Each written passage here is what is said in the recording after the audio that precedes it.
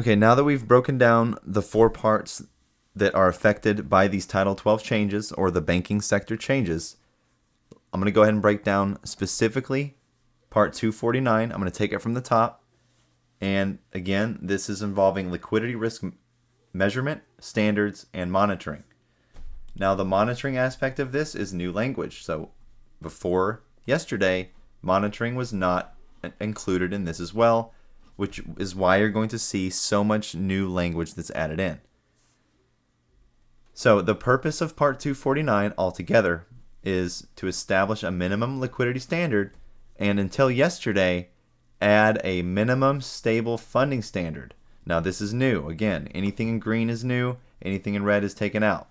So now they've added on a minimum stable funding standard, which I will describe in the next video. This one is just going to be going from the top. I'm going to go over the purpose and who this affects as far as banking members and the authoritative action that can be taken if these institutions do not meet the criteria set forth in these changes.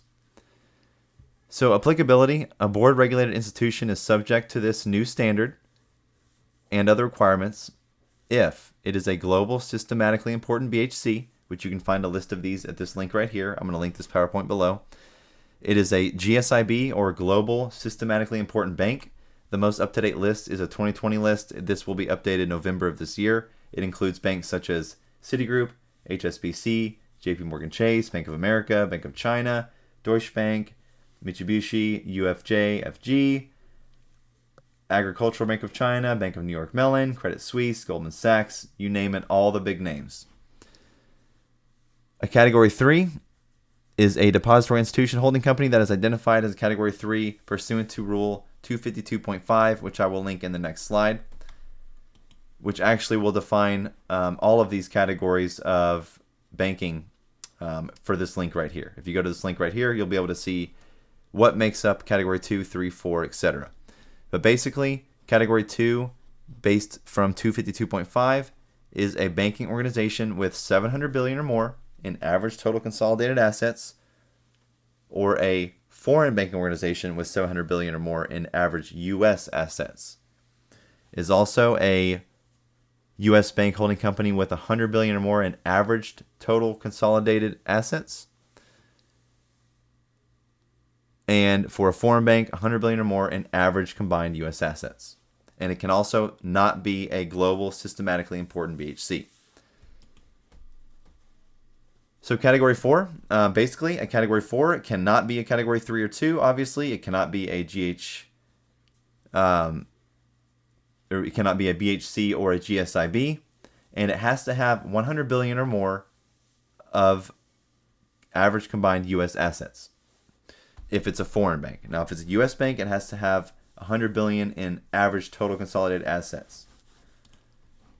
So Section 249.2 continued. This section here, reservation of authority, saw an entirely new paragraph added, and the paragraph reads as follows. The board may require a board-regulated institution to maintain an amount of available stable funding greater than otherwise required under this part, or take any other measure to improve the board-regulated institution's stable funding if the board determines that the board-regulated institution's stable funding requirements as calculated under this part are not commensurate with the board institution's funding risks. So basically, they're creating an entirely new funding risk measurement standard that will apply to the banks that we just went over previously. And in making determinations under the section, the board will apply notice and response procedures as set forth in 12 CFR 263. Now, if we go look at 263.202, it's titled Directives to Take Prompt Regulatory Action. This is what we want to see. Now, paragraph 1 in general. The board shall provide an undercapitalized, significantly undercapitalized, or critically undercapitalized state member bank, or, where appropriate, any company that controls the bank, prior written notice of the board's intention to issue a directive requiring such bank or company to take actions or to follow prescriptions described in Section 38 that are within the board's discretion to require or impose under Section 38 of the FDI Act. That's when we stop and we go take a look at what 38 of the FDI Act is, so we can see what action they're talking about. So if we go and we take a look Why is it going backwards? I hate this PowerPoint sometimes. So if we go and take a look at this Section 38 of the FDI Act, and we break it down, we can see that on the previous slide it said the board's discretion to acquire or impose under Section 38, and then 38E5, F2, F3, or F5. We're going to look at all these. So Section 38, prompt corrective action, tits jacked. Section 38E5 would be provisions applicable to undercapitalized institutions. Discretionary safeguards. The appropriate federal banking agency may, with respect to any undercapitalized insured depository institution, take actions described in any subparagraph of subsection F2, which is provisions applicable to significantly undercapitalized institutions and undercapitalized institutions that fail to submit and implement capital restoration plans. So F2, specific actions authorized.